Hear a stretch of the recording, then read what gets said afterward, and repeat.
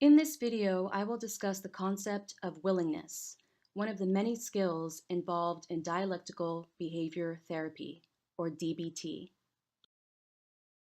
DBT is a comprehensive therapy aimed at improving emotion regulation for people who struggle with frequent and intense emotions, especially when these emotions lead to impulsive behaviors with serious consequences.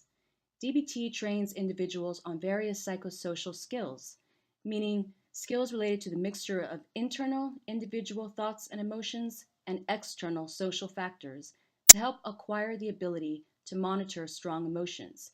In other words, the ability to tolerate and cope with strong emotions, so that people are less likely to react impulsively to these emotions and face costly consequences as a result. Willingness is one of these psychosocial skills, which I will discuss in greater detail on the next slides. For now, I want to emphasize that willingness is one specific psychosocial skill that comprises one of the four major components of DBT, known as distress tolerance. Distress tolerance is the ability to tolerate or cope with distressful experiences in life. It involves not avoiding, blocking, or numbing out unpleasant thoughts and emotions about a painful experience, but rather experiencing that pain by allowing those uncomfortable thoughts and emotions to flow through one's mind, by thinking about the painful experience and by holding that painful experience in one's mind, by describing it with words or images, or by talking about it out loud.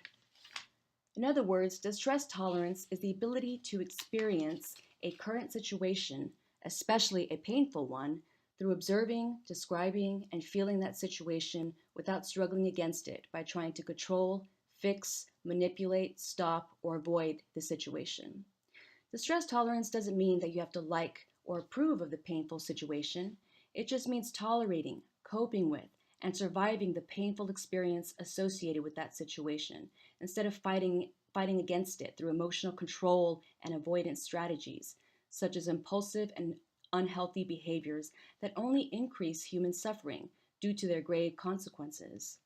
In this way, distress tolerance can help alleviate human suffering, since it is usually when people are not able to tolerate or cope with pain, a factor that is inevitable in life, that they experience more human suffering in the form of depression, anxiety, frustration, anger, stress, or impulsive behaviors to numb this pain, such as substance use, gambling, promiscuity, self-injury like cutting, or compulsive eating. Willingness is the ability to respond to life events based on what the situation needs. A willing person is someone who is ready, eager, and prepared to respond to a situation based on the bare minimum requirements that that situation needs, meaning what is workable for that situation, what works for that situation, what is most effective, useful, appropriate, conducive, efficient, productive, and successful for that situation, as opposed to resisting what the situation needs and instead responding to situations based on one's own individual needs, wants, or desires. For example, I actually played competitive organized basketball in high school and in college. I learned that we had more successful outcomes in life, meaning more game victories, when each member of the team responded to each situation based on the needs of the entire team, not on any one individual's needs. What my team needed in each situation was a scored basket. So whenever someone passed me the ball, I would assess whether I had a good look at the basket or if someone else on the team had a better look than me, and thus a greater likelihood of scoring a basket. If I found someone who had this more advantageous look of the basket, I would pass it to her, and she would actually make the basket since she had a better look and opportunity than me. Therefore, by responding to only what the basketball situation needed in that moment, based on what the situation needed, which was a scored basket, and not responding to what I needed or wanted, such as more individual points, our team turned out to be more successful in winning games. There are certain qualities that can help one respond effectively to life events based on what is needed or workable for those situations in order to create positive outcomes. In other words, there are certain states of mind that can help us be willing. First of all, we can listen to what is referred to as the wise mind, or the wisdom or subjective truth that people learn about themselves and their environments when they mix reason and emotion. For example, in my early 20s, I experienced what I like to call an existential crisis. I didn't understand why we were here on Earth, what was the meaning or purpose of life, and whether a God existed. I had to listen to both sides of my mind, the rational logical side, or rational mind, and my feeling emotional side, or emotional mind, in order to create my own subjective truth about the meaning of life. To sort out my subjective understanding, or truth, I turned to my wise mind for wisdom. I read both biblical and historical books. I combined both science and the supernatural possibility of a greater ethereal energy or force. However, I choose not to share what I discovered about my subjective truth, not because of selfish or secretive reasons, but because everyone has their own individual wise or true mind that guides them to be more willing in life. So I wouldn't want to bias or color other people's truths. It is more impactful and poignant when people realize their own truths on their own terms, with the help of willingness.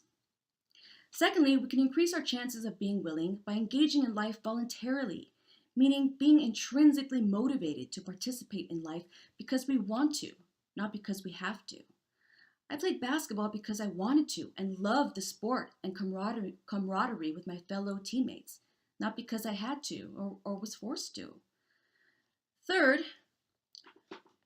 we can become more willing in life if we participate in life activities without grudges, meaning without resentment, regret, or bitterness towards life. For example, when I finally figured out my subjective truth on the meaning and purpose of life, death, and God, I proceeded with life without hatred or resentment of past religious teachings, but rather with a new and enthusiastic zest for life because I understood life better, and thus could now find satisfaction in living a more meaningful and purposeful life. There are additional qualities to willingness that are related to more of an overall attitude or approach to life. When we can let go of the notion that we are separate from other people and the entire earth and universe, we are being more willing because we understand that we, as human beings, are connected to and are a part of something bigger and greater in life, such as some perhaps golden thread of humanity that transcends all human beings, or maybe some deep cosmic process that is revolving around the earth or universe. When we realize that we are connected and are a part to everyone and everything in life, we cultivate a state of willingness because we are being curious, intrinsically interested and motivated, and in awe about the mystery of life. This is exactly what I went through in my own personal existential crisis. When we experience this wonderment of what life is all about, we appreciate life more. We notice being fully alive in each present moment without numbing or avoiding painful thoughts and emotions. We allow those painful thoughts and emotions to just naturally flow inside of our beings, but we do not attempt to control them or numb them or avoid them with impulsive behaviors. We embrace life and all there is to it, including both happy and sad experiences, and we relish in life's mysterious and curious beauty. Because we respect, revere, and wonder about life's magical mysteries and beauty, we immerse ourselves into life, participating fully and more wholeheartedly with spontaneity, assertiveness, and activeness. We recognize and respect each present moment in life, and we do not take any juncture of time for granted. For example, after I understood and came to terms with my own subjective truth about life, death, and God in my existential crisis, I became more willing in the sense that I had a newfound reverence and appreciation for each aspect, component, and moment of life. I was more aware, mindful, and grateful for the green trees, the blue skies, the regal ocean, and each magnificent interaction with my mother, my twin sister, my brother, and even my beloved Chihuahua. Another quality of willingness is the ability to live every moment to the fullest by paying attention to only the current moment at hand. Being willing is being mindful, meaning being aware, being aware and noticing and observant of your current life experiences in the present, precious, fleeting moments in life. It's being mindful of your current situation, only the current situation in front of you, and responding as skillfully and as effectively as you can based on just the minimum demands of what a situation needs to work.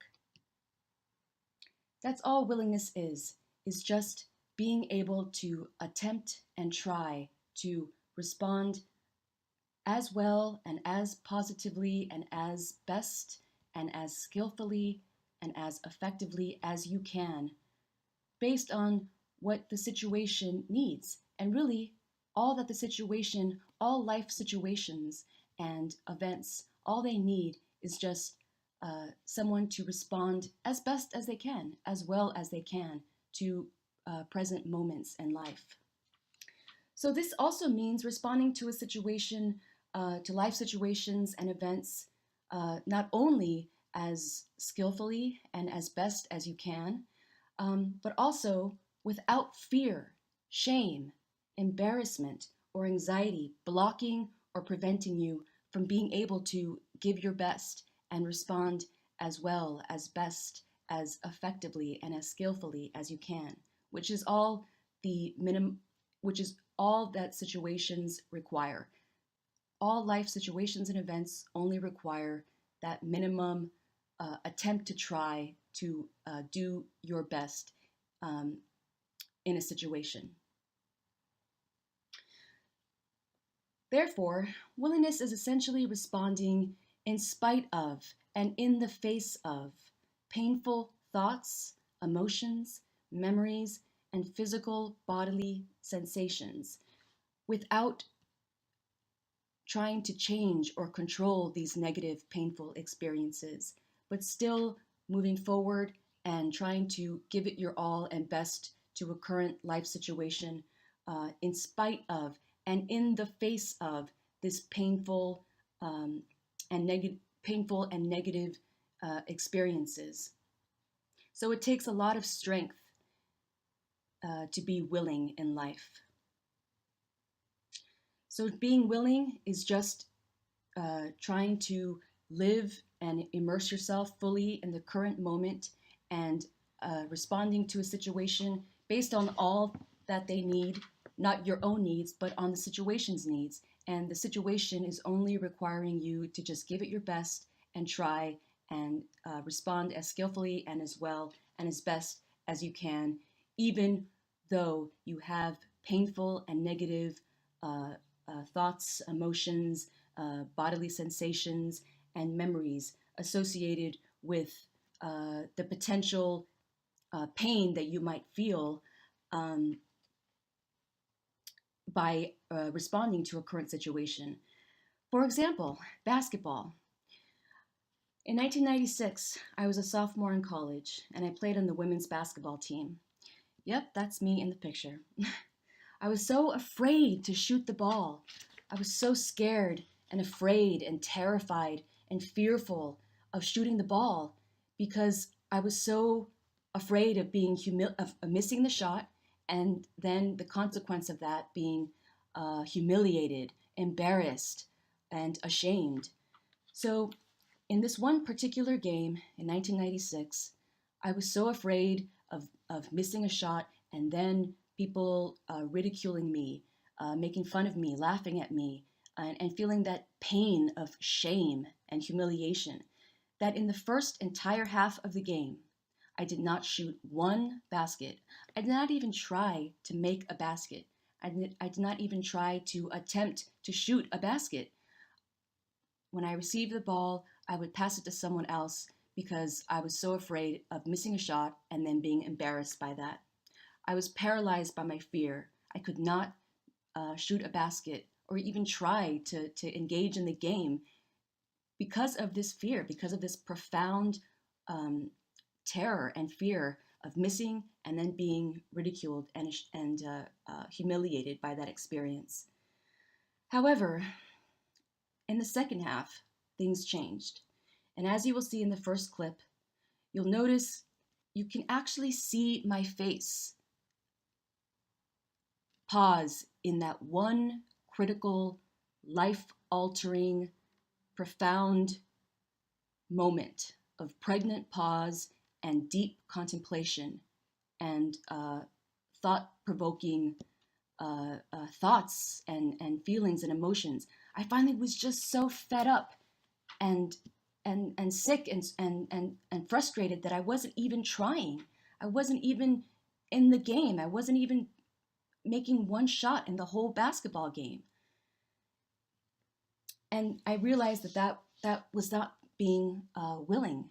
Being willingness is just taking that shot and seeing what possible positive outcomes might emerge and arise.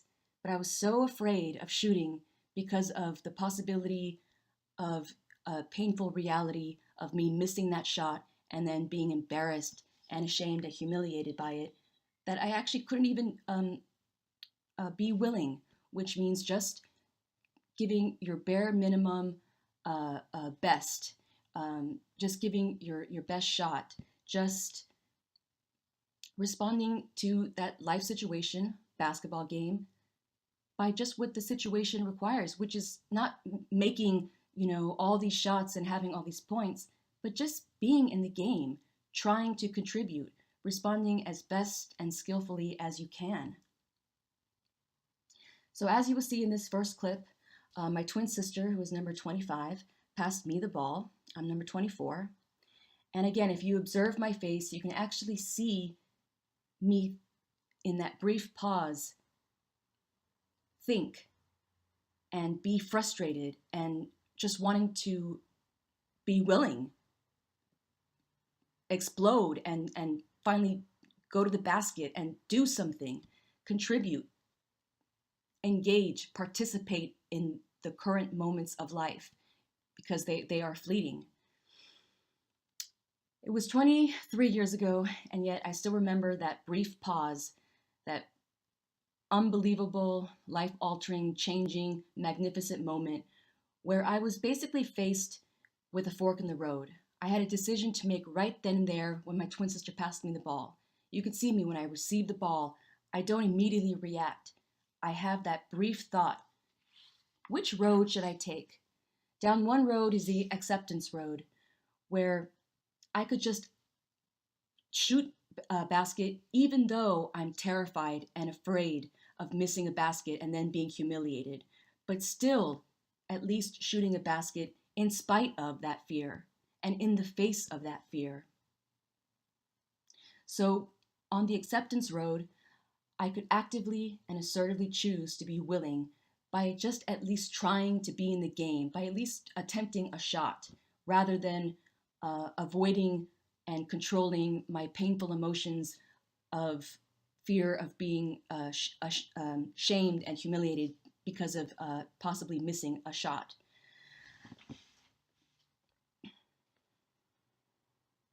So being willing in this case is just shooting anyway, even though I'm terrified of the possibility of missing a shot and being humiliated. Shooting that shot anyway and seeing what possible positive outcomes might emerge and arise from that situation.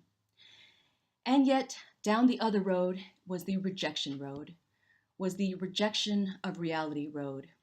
This means that you are so terrified and controlled and dictated by your fear and anxiety that you actually reject that reality of possibly missing a basketball.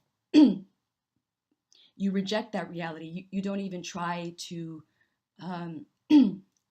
to engage in life or renegotiate your actions. You altogether just avoid shooting the basketball. So if I had chosen the rejection road, it would have looked like this: me getting the ball and not even looking at the basket because I'm not even going to shoot because I'm so afraid of missing the basketball and being humiliated by that. So I'm just going to get it and pass it to somebody else, and they can take a chance and risk in life, which I wasn't doing in the first half because I wasn't being willing to attempt to respond to a present situation, even though I have this fear. Well, on that fateful day in 1996, I actually chose the acceptance road. And as you'll see in the clip, I received the ball from my twin sister, and I had that pregnant pause of which road am I going to take, and that fork in the road, the acceptance road or the rejection road. And I chose the acceptance road.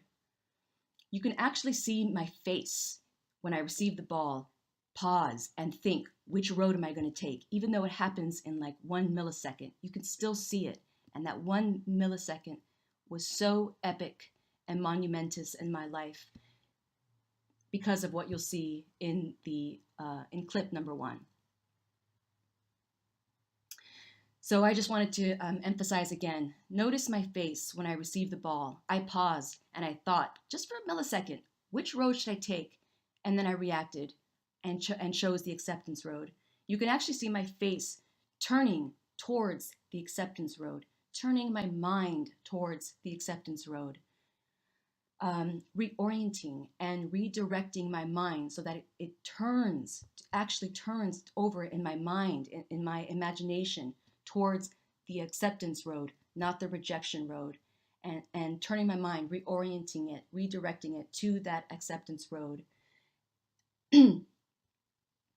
So let's see what happened when I chose acceptance versus rejection.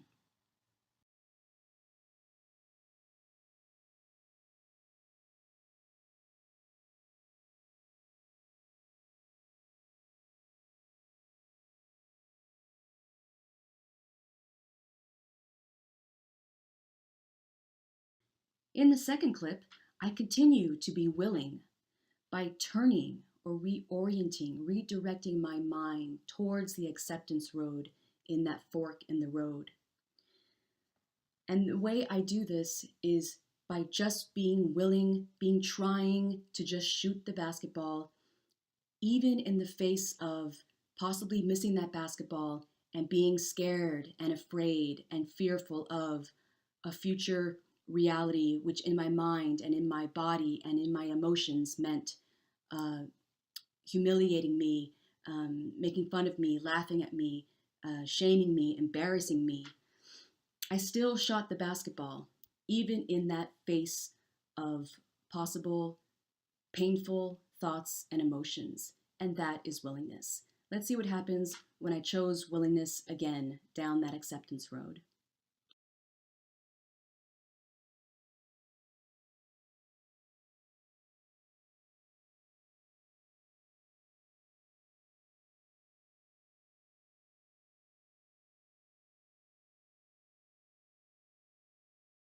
In my third and final clip, I want to also demonstrate me turning and redirecting and reorienting my mind towards the acceptance road. Willingness is constantly choosing acceptance over and over and over again by repeatedly turning your mind, redirecting, reorienting your mind. I can see my mind gently swerve towards the acceptance road.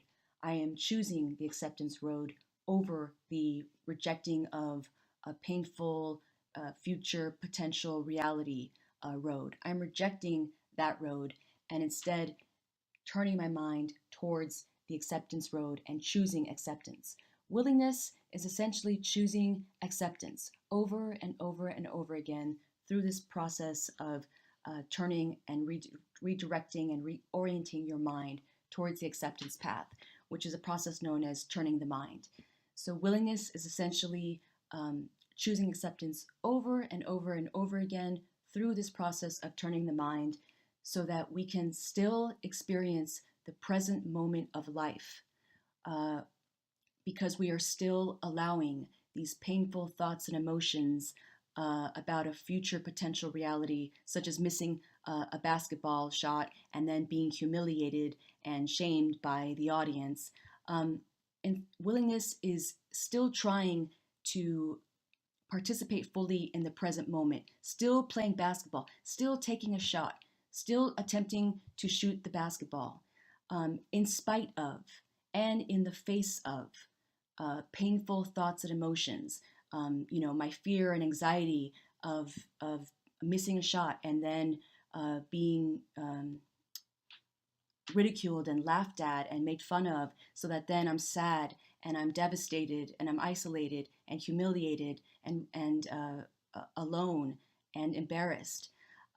Willingness is constantly choosing acceptance so that we are still participating in life. I am still going to shoot that basketball, even though I have these painful thoughts and emotions, fears that I'm going to get ridiculed for missing a shot, um, so that we don't let these potentially epic and monumentous present moments just pass us by. So I'm allowing these painful thoughts and emotions to come and drift inside my mind and float inside my mind without trying to change them, avoid them, distort them, um, manipulate them. I'm just allowing them to gently drift inside my mind and experience them. And still, even in the face of those painful thoughts and emotions and bodily sensations, I am still going to shoot the basketball and still try to participate in life fully in the present moment, um, in spite of that fear. And that is essentially willingness. So let's see what happens when I continue to turn the mind, choose acceptance, allow these painful thoughts and emotions to come into my head, to come into my mind. Oh my gosh, I'm afraid I'm going to miss this shot and then I'm going to get humiliated and embarrassed. But still taking that shot, unlike the first half, where I didn't take one shot because of my profound fear of being ridiculed and humiliated. No, willingness is still taking that shot in spite of those painful fears and thoughts and emotions and bodily sensations. It's still taking that shot and still participating in the present moment of life, not missing out on these potentially um, opportunities to experience joy, happiness, confidence, and pride, and still engaging in life, still engaging in the basketball game, still playing that basketball game, in spite of anxiety and fear and other painful negative experiences. Um, that is essentially willingness. So let's see how this shot turned out.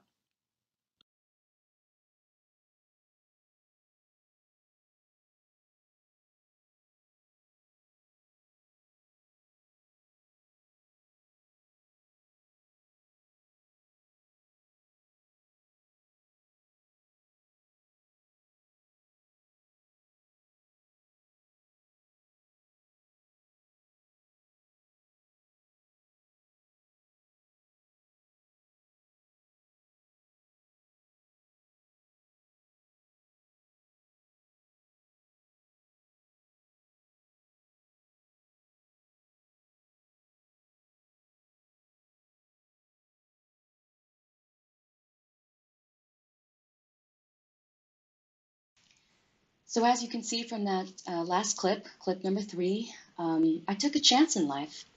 I chose willingness, and willingness meant choosing the acceptance path on that fork in the road, with the two divergent paths, two divergent roads.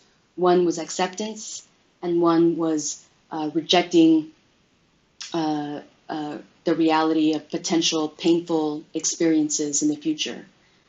But if you chose that road, then I wouldn't have been continuing to shoot the basketball, as you could see in these clips.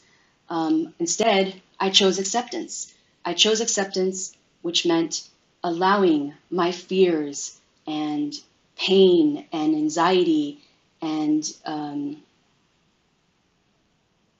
just a state of being fearful and terrified that I was going to be humiliated because I missed the basketball shot.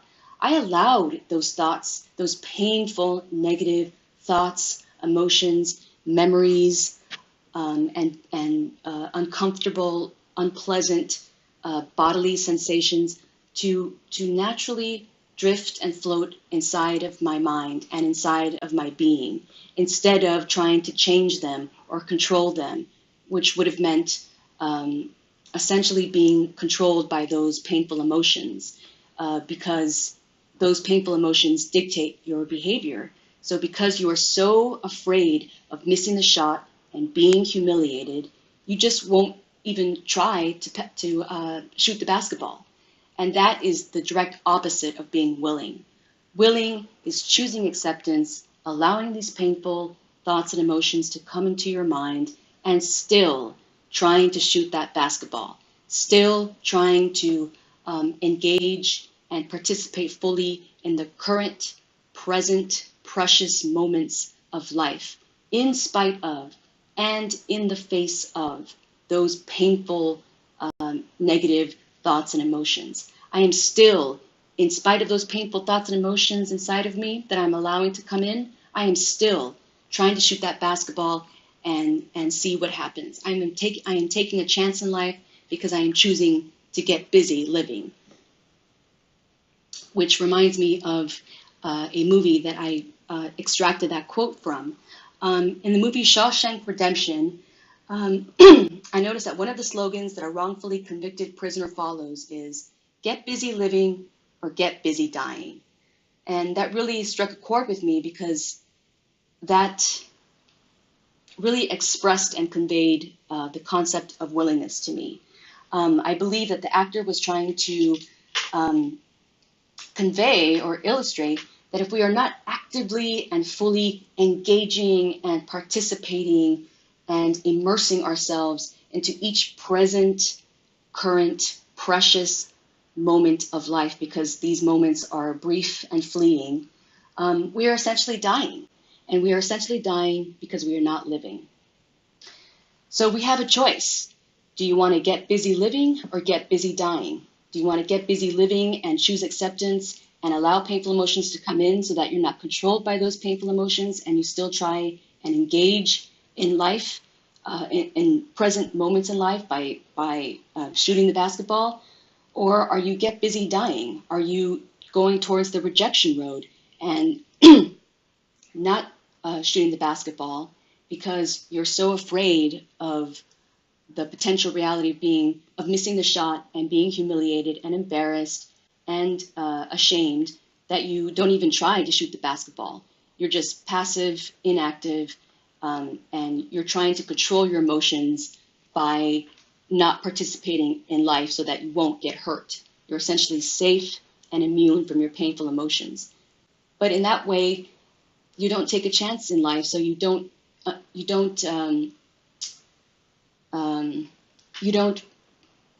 give an opportunity for you to experience refreshingly shocking experiences, such as clip number 3, where I just kept on shooting to see what happens. I was okay with that pain of missing a basketball shot and getting humiliated. I was okay with that. I embraced that. I let that inside my being so that I wouldn't be controlled by that. And I still continued to shoot. And this was one of the most poignant, glorious, elated, exuberant moments of my life, because I hadn't shot one shot in the first half because I was so consumed by fear.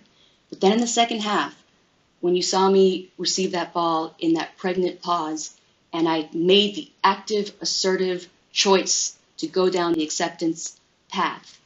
And choosing acceptance is part of willingness, to still engage in the present moment of life, to still at least try and shoot the basketball in spite of and in the face of your fear of missing the ball and getting shamed and humiliated and embarrassed and ridiculed.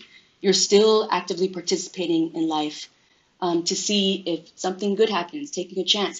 If you don't take a chance, by going down the rejection road, you are not taking a chance in life. You are allowing yourself to be controlled by your fear and anxiety because you are controlling yourself. You're making yourself follow these rules. Okay, I'm not going to shoot the basketball. I'm just going to pass it because I'm too afraid of missing the shot and then getting embarrassed and humiliated. So then you're being controlled by these painful experiences and not able to see if by taking a chance in life, sometimes good things happen, sometimes bad things happen. But if you don't at least take a chance, nothing happens. And I think that is what get busy dying means. And get busy living is choosing the acceptance path. Another movie that illustrated the concept of willingness is $1 Million Baby. And one of the mantras that the lead actress who portrays this hungry, feisty boxer follows is, the only difference between winners and losers is that winners are willing to try. This also struck a chord with me because it's also portraying and conveying the concept of willingness. It doesn't say that winners are the basketball players who scored the most points and won the game. No, it's not saying that. It's just winners are just those people who are willing to take that chance in life to see if good, positive outcomes arise. So you don't have to be the best player or even win the game. Winners are not necessarily basketball players that won the basketball game. They can just be a basketball player like myself in these clips because, as a matter of fact, we did end up losing this game, but it didn't matter to me because in that clip number 3 where I made that three-pointer and was fouled, that was one of the most epic, monumentous, exuberant, exhilarating moments of my entire life because I wouldn't have experienced that elation in that moment had I not made that active, assertive choice to say, I'm going down the acceptance path and I'm going to keep on shooting, even though I'm scared and afraid of missing the basketball shot and being humiliated and ashamed. I'm still going to try to shoot and see what happens. I think that shows a tremendous amount of strength. Willingness is just having the strength and courage and assertiveness and being extremely active to choose acceptance, not rejection, and to keep trying in life and see if positive things happen. And the last point I wanted to make about willingness is that you don't have to do it 100% of the time. Practicing willingness 100% of the time is impossible because of the way our brains work. Human beings have very cognitive, verbal brains. Cognitive meaning very thought-provoking, verbose processes. So because of this, we can't help it. It's inevitable that we get distracted by painful, negative thoughts, memories, bodily sensations. So it's impossible to practice willingness 100% of the time. And in fact, willingness does not require that you practice it 100% of the time because it is impossible. It just means that if you at least try to attempt to participate fully in the present moment of life, actively participate in the present moment of life. I'm shooting that basketball. I'm not just passing it away and not even looking at the basket. I'm shooting that basketball. I'm actively still engaging fully in life without being controlled by painful thoughts and emotions of being afraid that I'm going to miss the basket and be humiliated. No, I've invited those painful thoughts and emotions in. I'm okay with it. I'm trying to cope with it. And in spite of those painful thoughts and emotions, in the face of those painful thoughts and emotions, I am still continuing to at least try to engage in current present, precious moments of life by just doing what is minimally required in a situation to make that situation work. And that means just doing what is needed to make that situation work. And in basketball, the situation is the basketball game. And what is minimally needed to make the situation work is just trying to shoot a good shot, getting a good shot and shooting that shot, having the courage to shoot that shot. So willingness just requires to at least practice willingness some of the time, since it's impossible to practice it 100% of the time. And willingness is just participating in current present moments of life fully by just responding as well and as best and as effectively as you can without being controlled by painful negative thoughts and emotions, and without changing or trying to control or avoid or numb these painful experiences. Willingness is still trying and attempting to do in life. To do meaning just what is needed for the situation to work. And I really like the slogan from Nike, just do it. So just do willingness. Just practice some of it, since it's impossible to practice all of it all the time. Just practice some of it. Just do it. And if you're just doing it some portion of the time, if you're just allowing painful thoughts and emotions to come in and not change them, and still try to engage in life by responding as best as you can, that is willingness. And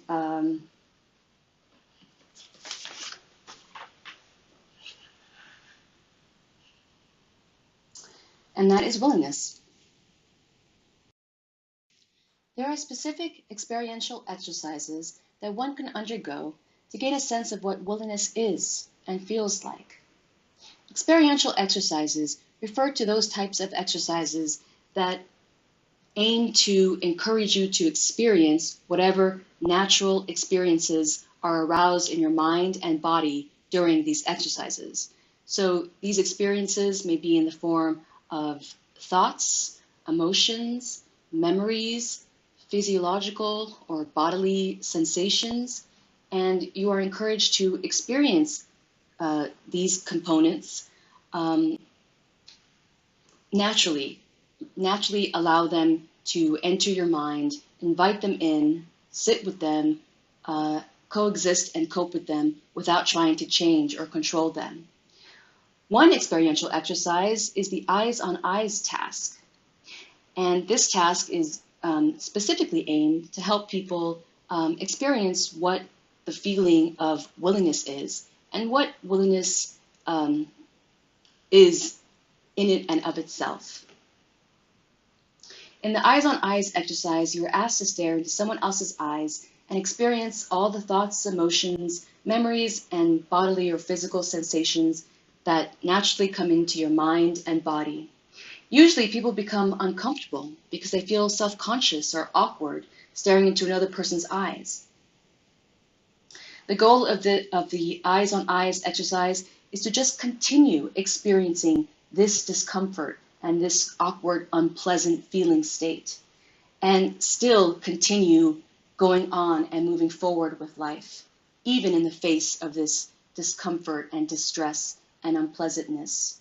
You are still coexisting with this distress inside of you, and at the same time still engaging in current, present life events and situations, such as the experiential exercise or playing basketball. You are still continuing to engage in these present, precious current moments in life, actively and fully, even in the face of and in spite of this distress that is inside of you. You don't have to like this uncomfortable, awkward, unpleasant distress or feeling state, but just be willing to experience this discomfort in the form of whatever these experiences arise in, such as thoughts, emotions, physical bodily sensations, and memories, without struggling or fighting against these experiences by trying to change, distort, manipulate, control, numb, or avoid them. The key to this type of exercise is being exposed to a painful, uncomfortable, distressing experience, because with repetitive exposure to this distress, one can become more used to or familiar with this pain. This process is also known as desensitization. Through desensitization, we can recondition how we think, feel, and behave in the presence of what is making us uncomfortable.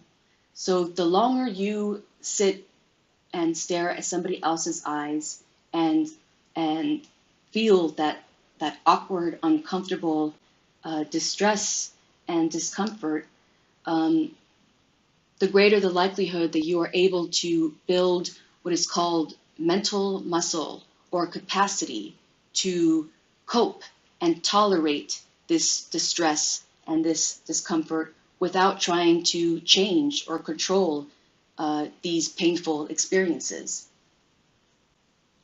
So the longer that you are able to sit with this uncomfortable, painful, negative distress, the greater the likelihood that you are able to cope and sit with that distress in outside life events. So if I were to repetitively expose myself to this uncomfortable discomfort in the eyes on eyes task, maybe that will build my mental capacity and mental muscle to take more shots in basketball games, because I am desensitized to that discomfort and pain, because I've been practicing willingness in this eyes on eyes experiential exercise.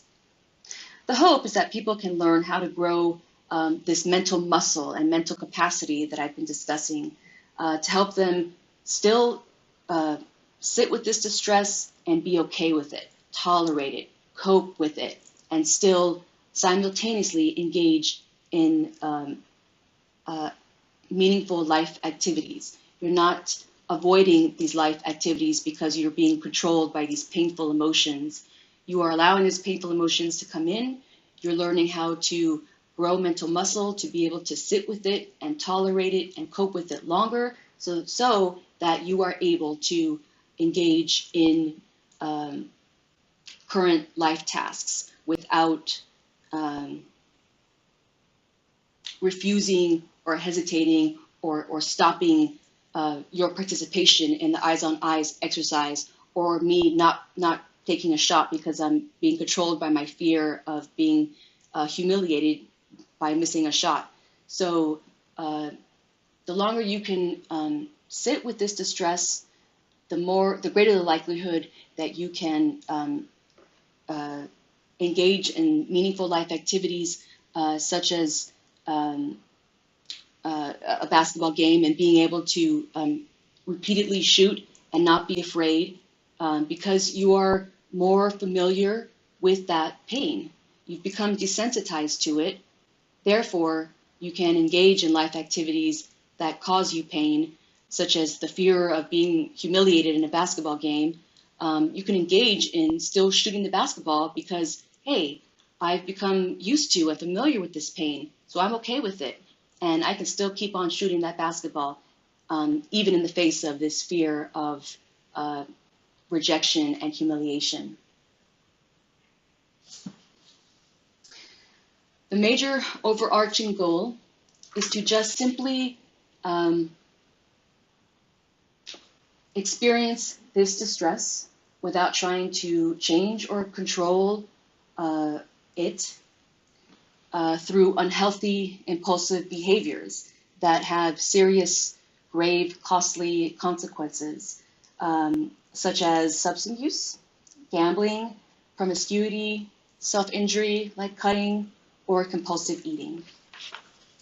In the tin can monster exercise, you are asked to imagine a big, scary tin can monster covered with strings, cans, and wire. This giant monster may be scary to confront as a whole and all at once, but when one disassembles each of its individual parts and components, the task of facing this big, scary monster becomes less daunting. Individuals are trained to use the same process of this tin can monster to experience just one specific stressful situation in one's life, while still allowing distress in the form of painful thoughts, emotions, memories, and bodily sensations associated with this stressful situation to flow inside of you, and you are still not changing it. You're allowing it to still flow inside of you, and you're okay with it, and you're not going to control or change it with impulsive, unhealthy behaviors that I just mentioned previously. The goal in the tin can monster exercise is for one to simply observe, notice, attend to, describe, and experience the distress experienced in the tin can monster exercise without struggling or fighting against it by engaging in those impulsive, unhealthy behaviors that were aforementioned previously.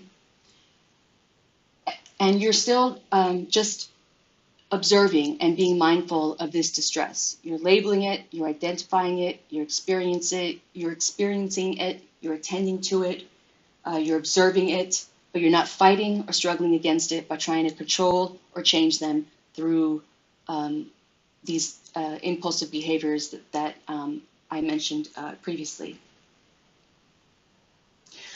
Once again, the goal is not to like this exercise, not to like this pain that you feel describing and experiencing a very stressful situation in your life, but rather just be willing.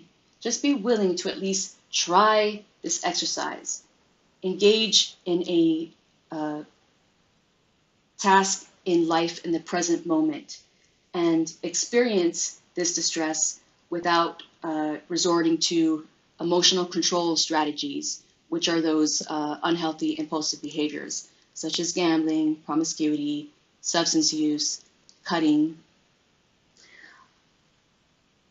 On this slide, you will see that I've also provided a link to the tin can monster exercise.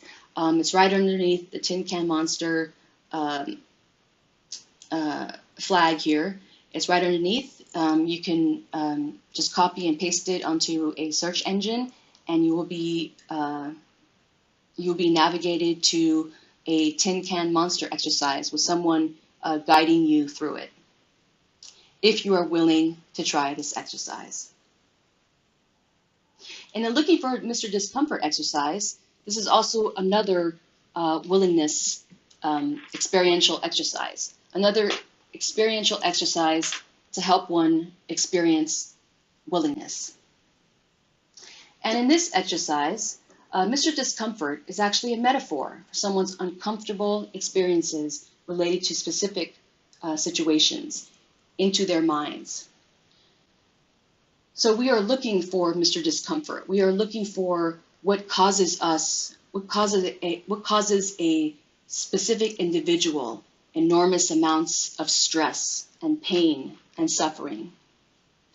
And when one finds this Mr. Discomfort, Mr. or Mrs. Discomfort, one is then asked to, again, notice this distress, observe it, identify it, label it, describe it, experience it. Experience this distress, this discomfort in greater detail using words, images, and physical sensations. This is also, again, another form of being exposed to your discomfort so that you can get more used to it. In other words, desensitized to it, so that you are able to be willing to engage in life tasks in the present moment, even in the face of this discomfort. One is also asked to try and let go of this discomfort by using disquieting thoughts or bodily sensations. Again, the goal is not to like this discomfort, but just to be willing to experience it without changing or numbing or avoiding or controlling the uncomfortable experiences that are aroused during this exercise, so that you can grow more mental muscle and capacity to be able to sit with, cope with, and tolerate pain and suffering, so that you are able to engage in meaningful life tasks in the present moment without trying to control or struggle or fight against these uncomfortable experiences, so that you are able to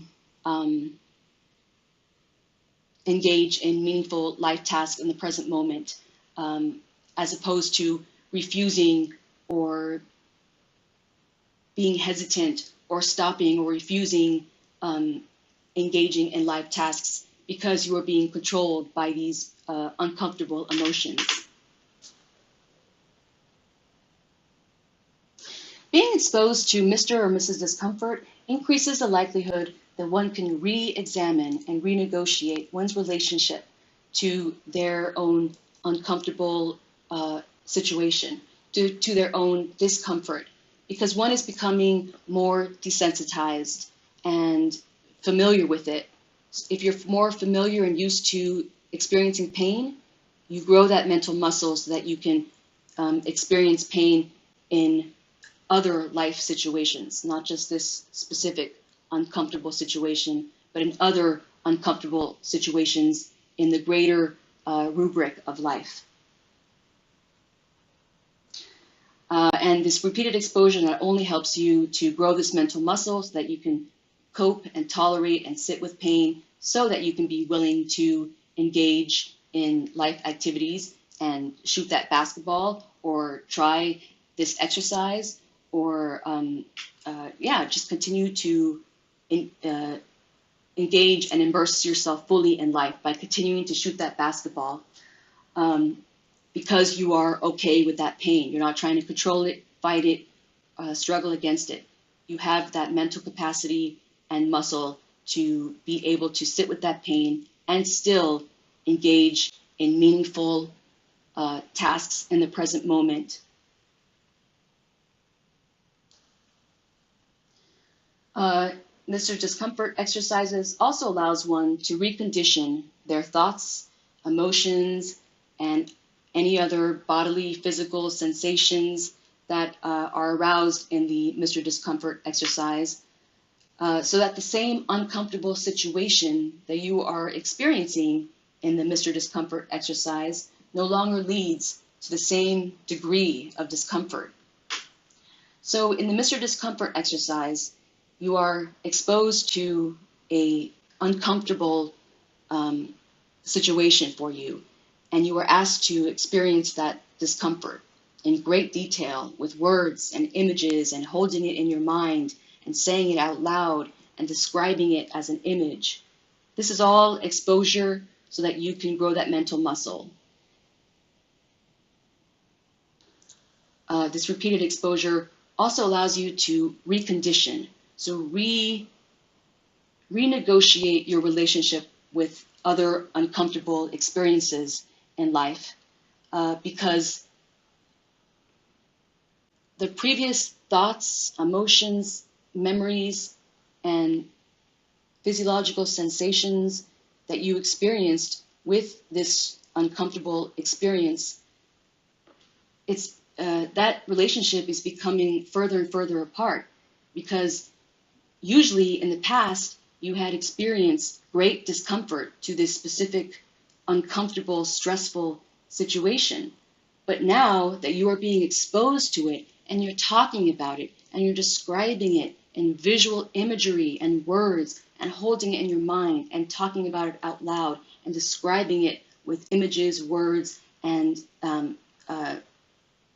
describing it in your mind, and describing it overtly out loud with speech, you're becoming more exposed to the uncomfortable experience, so that you are no longer feeling that feeling the same pain with those thoughts and emotions and bodily sensations that you had previously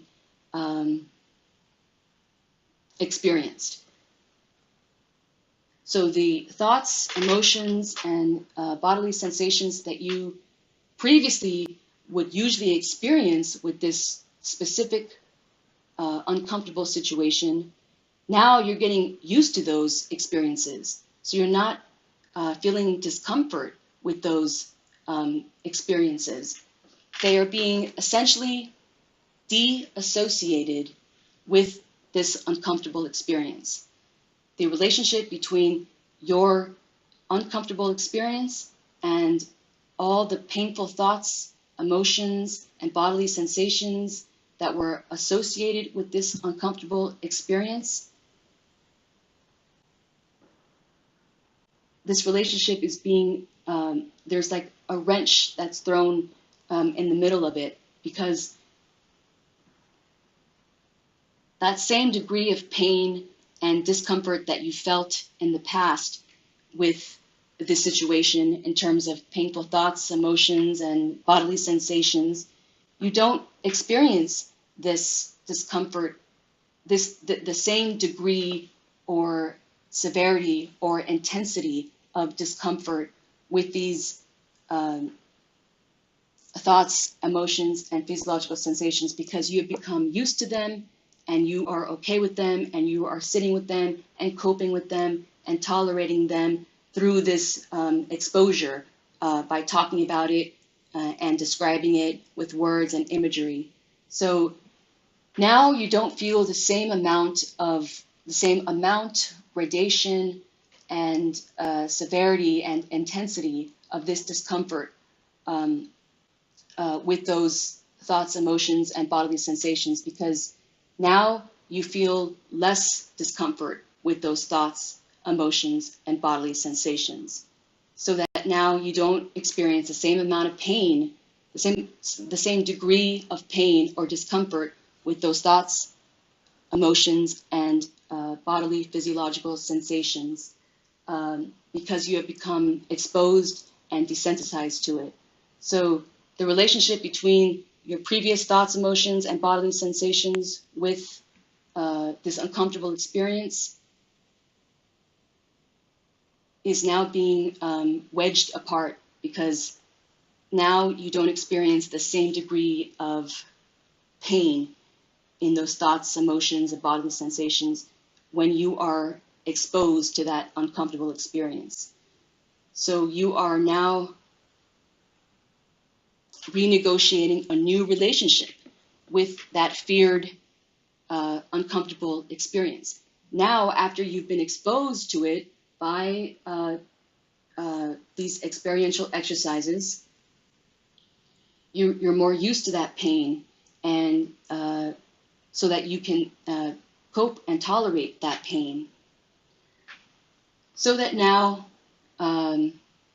the same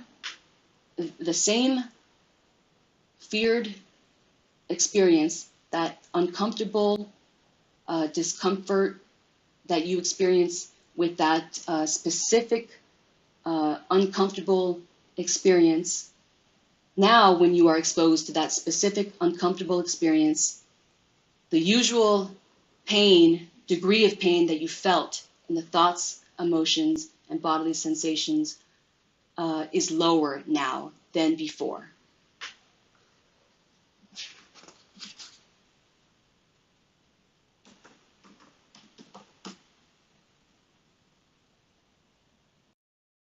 So what is required to cultivate a sense of willingness?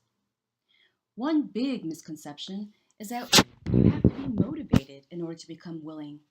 This is not the case. All that is required are two things.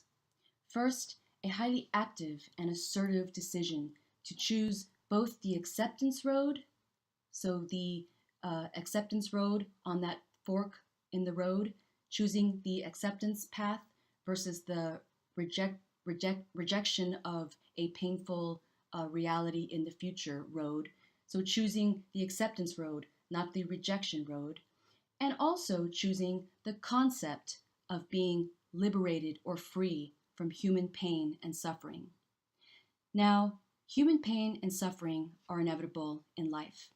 They are inevitable existential facts. We cannot ever eradicate ourselves from human pain and suffering.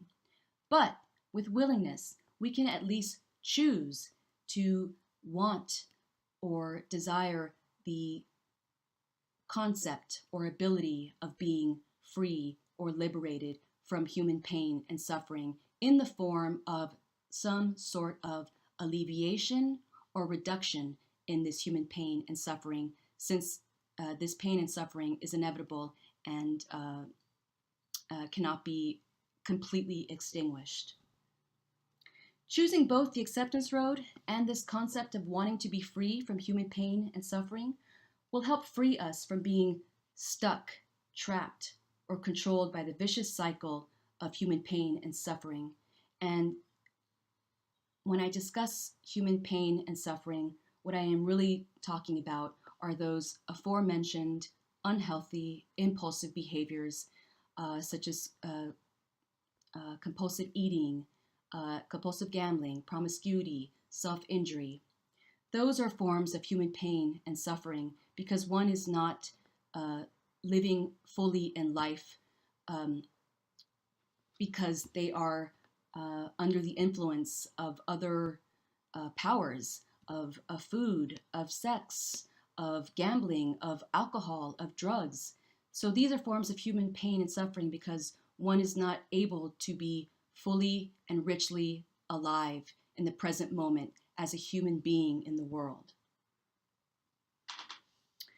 The second requirement is that one participates in the practice of willingness at least some of the time, not all of the time, since we know that willingness is, we cannot practice willingness 100% of the time. It is just impossible given the way our brains work.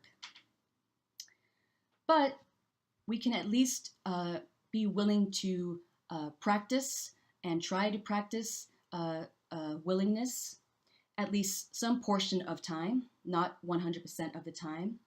So practice willingness in the sense of just doing the bare minimum requirements that a situation needs in order for that situation to work.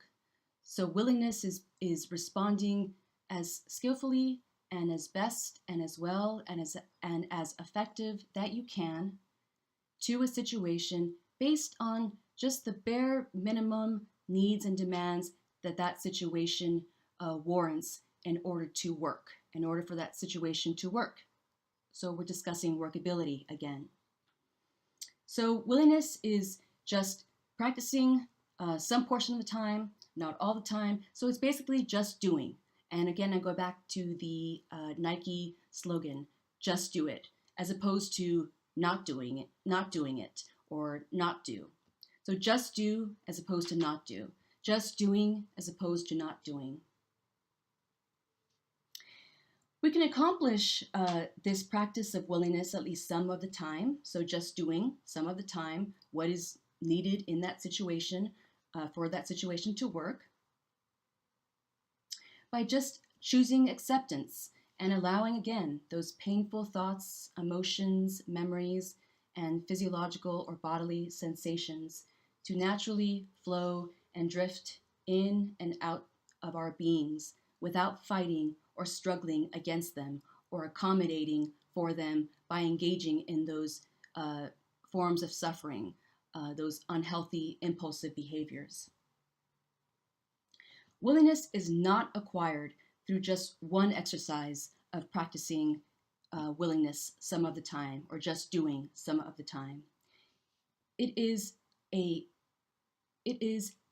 effective skill that can only slowly, carefully, and deliberately be acquired through recurrent, repetitive, constant practice of willingness, constantly choosing the acceptance road through the turning of your mind towards the acceptance path, towards the acceptance road, in order to build this sense of mental muscle that I discussed earlier, the sense of mental muscle, mental capacity to be able to tolerate and sit and cope with pain and distress.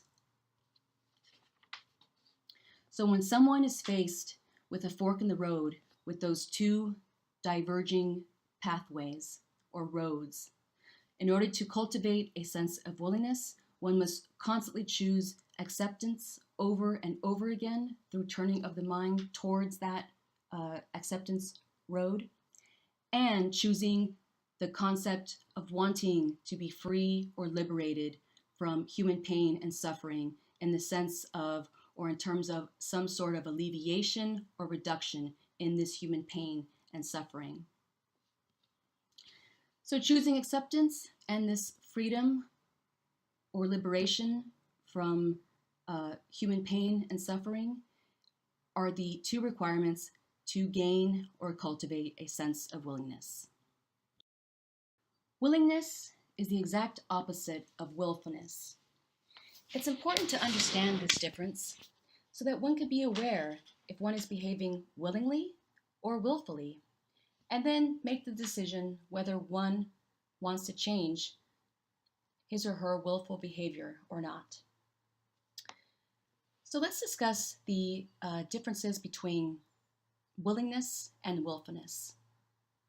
While willingness is being open to all of the experiences on the emotion spectrum, including painful ones, in order to experience what it means to be fully alive as a human being, fully alive and richly alive as a human being in the world. Willfulness, on the other hand, is being closed off and resistant to new or painful or challenging experiences in life, thereby not fully living as a complete or entire or whole or holistic human being in the world. Although willingness is allowing a painful experience to just naturally flow through one's mind, just as it is, meaning that we don't change or distort or manipulate this painful emotion. In the state of willingness, we just allow and invite painful thoughts, emotions, memories, and physiological bodily sensations to drift in and flow through our mind, and we are okay with it. We sit with it, cope, tolerate, and we do not try to fight or struggle against it by changing, controlling, distorting, or manipulating those painful experiences. They are as they are. Or one painful experience is as it is. On the other hand, willfulness is struggling and fighting against these painful emotional experiences by trying to control, change, manipulate, distort these painful states into something else. So these painful negative experiences are not as they are in willfulness. They have been distorted, changed, and controlled in order for a willful person to not feel that pain. With willingness, all that one has to do is just do. Again, the Nike slogan, just do it.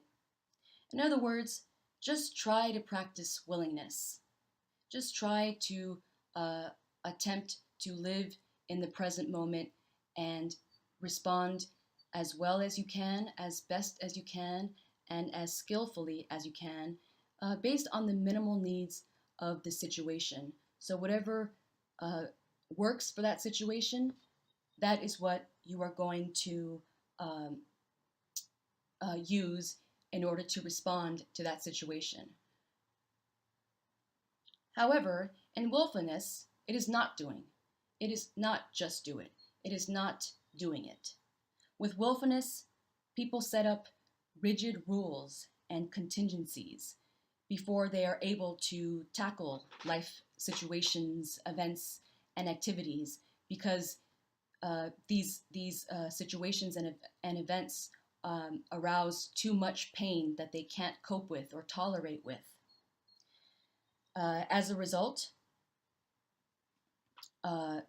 willful people change and distort and manipulate these painful negative experiences, uh, and they control these painful negative experiences with rigid rules, uh, like, for example, I'm going to share a willful um, behavior of mine.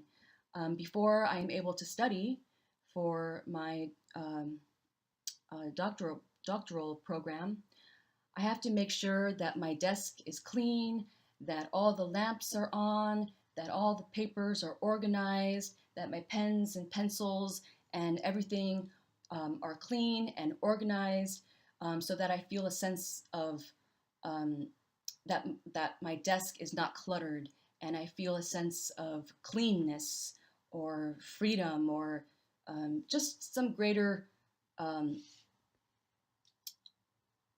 false emotion that I feel. I've tricked myself into feeling that I can only do my homework or study if everything is clean on my desk and all the lamps are on.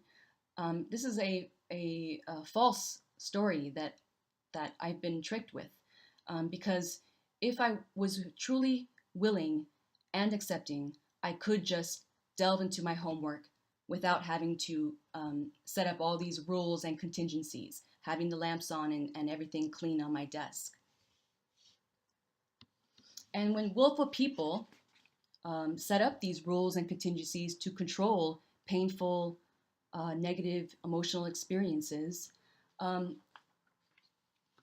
when it gets to the point of actually tackling the life activity, because they've set up all these rules and contingencies, and I can only do this if I do this, and all these um, only if and should and must statements, um, these rules and contingencies prevent willful people from actually tackling or doing the life activities or events in the present moment at all, because they have been so consumed with their rules and contingencies. And I can be a cautionary tale here that that happens with me. I'm willful when I want to study. And actually, when I do all these rules and contingencies and make sure my desk is clean and all my papers and manila folders are compartmentalized and organized, and there's no pens and the lamps are on, by the time I do all that setup and have to do these fictional, false, erroneous uh, rules before I study, then when I finally am done with all these rules and my desk is clean, I've wasted so much time, and I've procrastinated, and time has been wasted. So then that prevents me from engaging in these tasks, because I've wasted so much time. So I'm engaging in studying less than a willing person would, because a willing person chooses acceptance and is able to handle and cope with pain and distressful experiences, so that they just tackle the activity right away. Just do it, the Nike slogan. They are able to just jump in and dive in and do their homework without setting up all these rules and lamps and a clean desk. Another characteristic of willingness is just doing what is needed in the current moment based on the situation's needs. I've discussed this a lot. Um, to be willing is to just try and participate in life activities in the present moment by responding to just the basic, bare, minimal needs that a situation is warranting, in order for that situation to work. So just based on whatever the needs of a specific situation is, in order for that situation to work, a willing person will implement that response as best and as well and as skillfully as they can to meet those needs and demands of the situation. However, with willfulness, willful people act based on their own needs and wants and desires, not on what the situation needs, but rather based on what they need, their wants, their desires. And this can become troublesome because when one is consumed with uh, doing whatever one needs in order to feel comfortable, the situation and the environment suffer. So then one is not really able to um, engage in meaningful life activities because these life events and activities and situations are not getting the needs or demands that the situation needs in order to work. So a willful person will probably be unsuccessful in life situations in the present moment. Willingness also means striving to live in the present moment as fully as one can by experiencing emotions on the entire emotional spectrum or continuum, and by also choosing to be free of worry or regret. You know, this concept of being free and liberated, or wanting to be free and liberated of human suffering, such as regret or worry or rumination in the past or future. We can never truly be free from human pain and suffering because they are inevitable in life, but we can at least choose to want to be free from this pain. However, willfulness means ruminating and regretting and suffering and worrying and being anxious and being ruminatory and depressive about the past and future. So that willful people are not truly or entirely experiencing life fully, especially in the present moment, because they are constantly consumed with their own rumination and regrets about the past or future. Another difference is that when faced with that fork in the road, willingness is choosing the acceptance path, while willfulness is choosing the rejection path. While willing people recognize, respect, and appreciate that they are connected to some bigger cosmic or supernatural process in the world or universe or earth, willful people separate themselves from the world or universe or earth by trying to constantly fix or cure pain and suffering and human existence, which is futile because pain and existence are inevitable in human existence. Willingness is also saying yes to the wonderment, mystery, and beauty of life. However, willfulness is saying no or yes, but to this beautiful existential curiosity in life. Also, while willing individuals are active and assertive in life, willful individuals are inactive and passive. Additionally, whereas willingness involves being open minded, flexible, optimistic, spontaneous, and non judgmental about new and challenging experiences, willfulness involves being closed minded, closed off, rigid, rule governed, rehearsed, pessimistic, and judgmental, thereby more likely to cling on to past grudges, regrets, criticisms, and bitterness.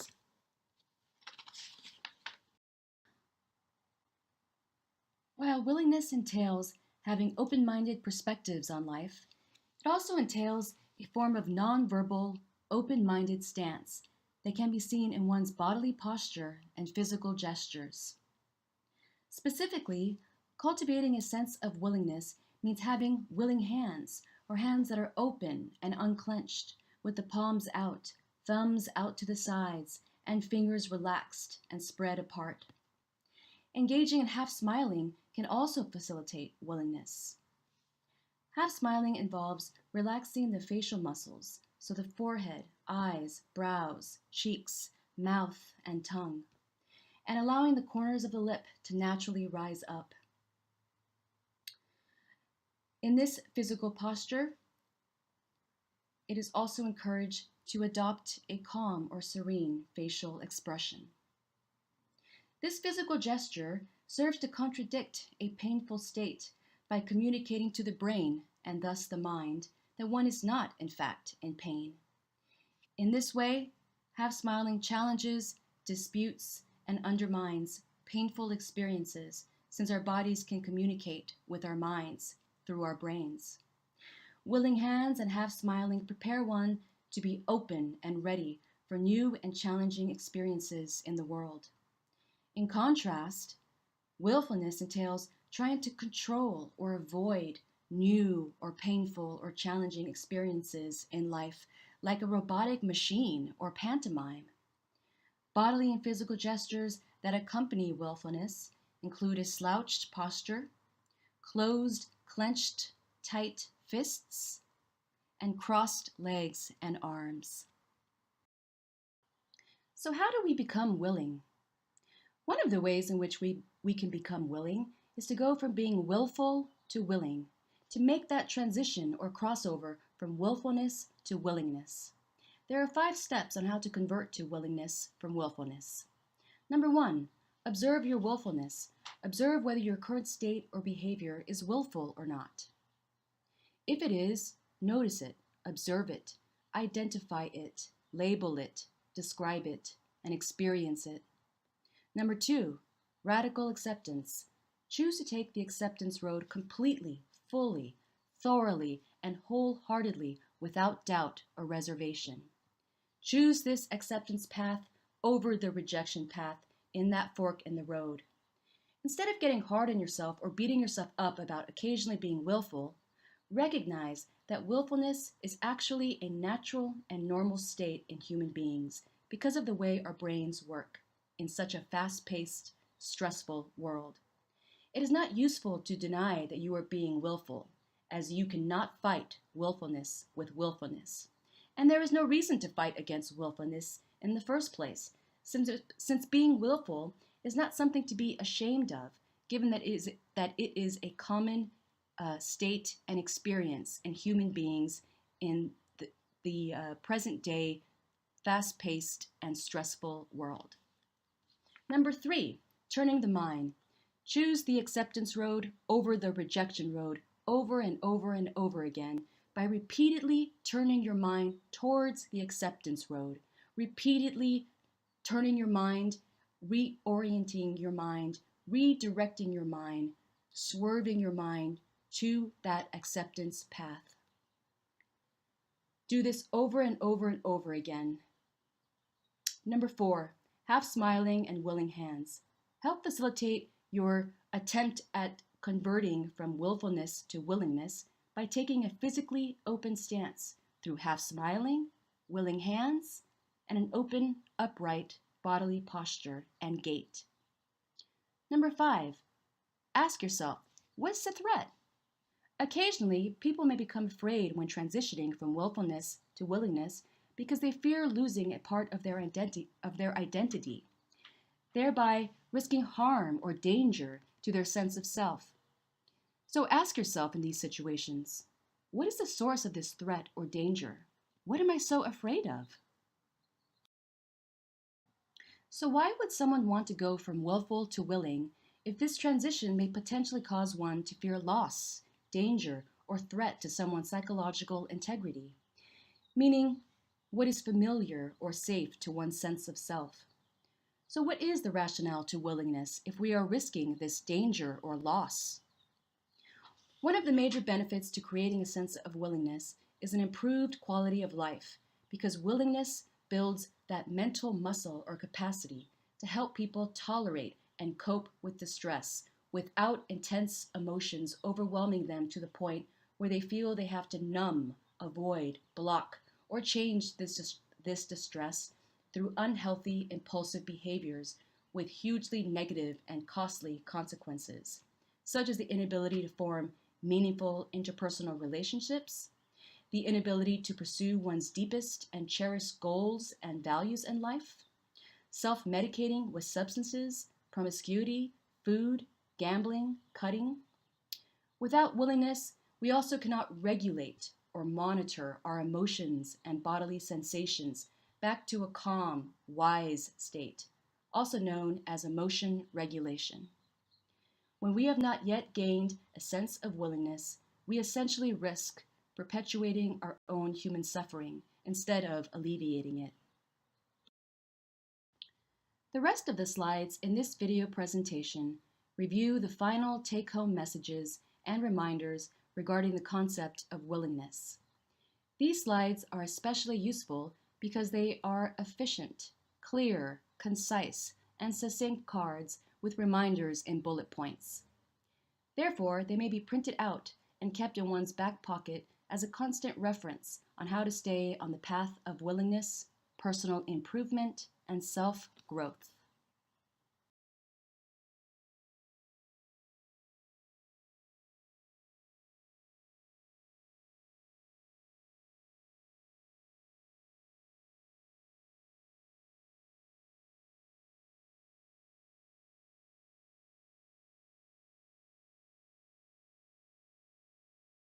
I want to thank you for being willing today to listen to this presentation.